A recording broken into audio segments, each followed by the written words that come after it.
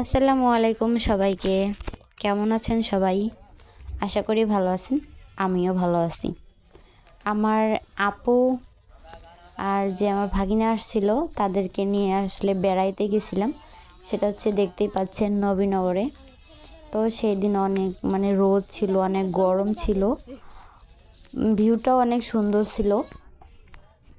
আর এই যে এদিকে দেখেন শাপলা ফুল ফুটছে, খুব সুন্দর। পুরো ভিডিওটা দেখলেই বুঝতে পারবেন কীরকম মজা হয়েছে ভিডিওটিতে।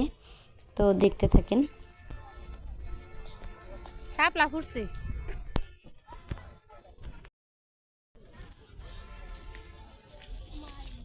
দেখছা কত শাপলা।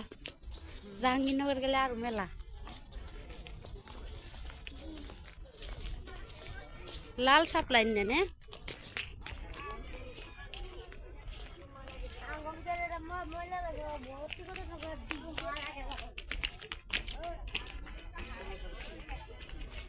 মইন কো হ্যাঁ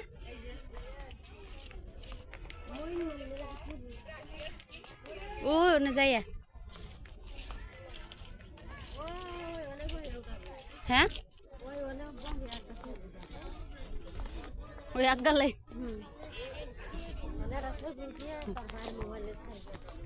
মাইন তোমার ও এক গাল উড়ে দেই ওই এক গাল উঠে হারবা তোমার আঙ্কেল চ্যাঙ্গাল দিয়ে উঠিয়ে দিক দাও, সরে চ্যাঙ্গাল দিয়ে উঠিয়ে দাও।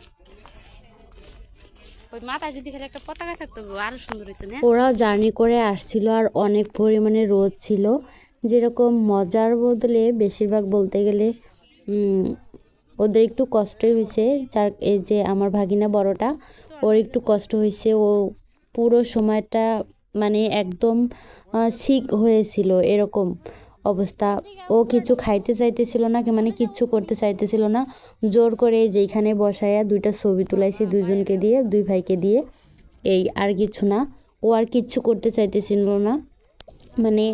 বাদাম কিনে দিচ্ছি, বাদামও খাবে না, আইসক্রিম দিচ্ছি, আইসক্রিম খাবে না, কিচ্ছু খাবে না। ওর এত খারাপ লাগতেছিল।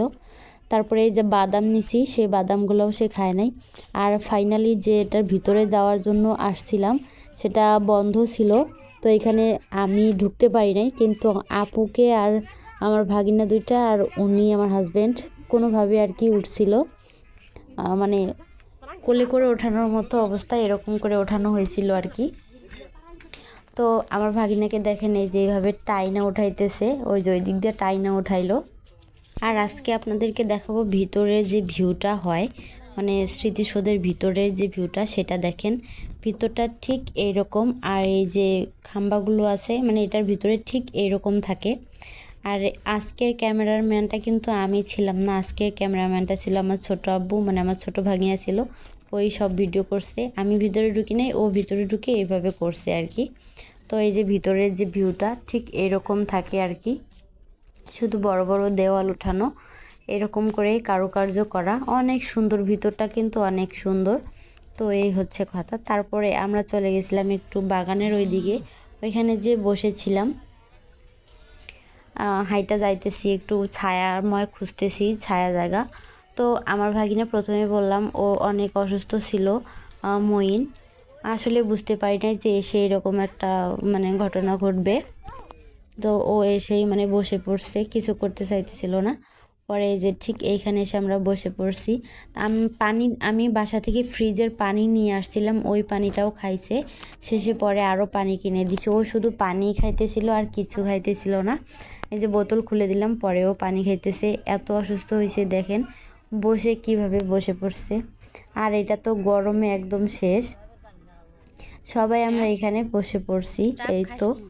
তো তারপরে আমার ছোট ভাগিনা বলতেছিল একটু ভিতরের দিকে যাবে, জঙ্গলের যে ভিতরটা ওই দিকে যাবে। তো ওই দিকে নিয়ে যাচ্ছিলাম, যে যা দেখলাম ভিতরে শুধু কাপল আর কাপল, ওই দিকে আর যাওয়া যাবে না, তাই আমরা ফেরত চলে আসছিলাম পরে।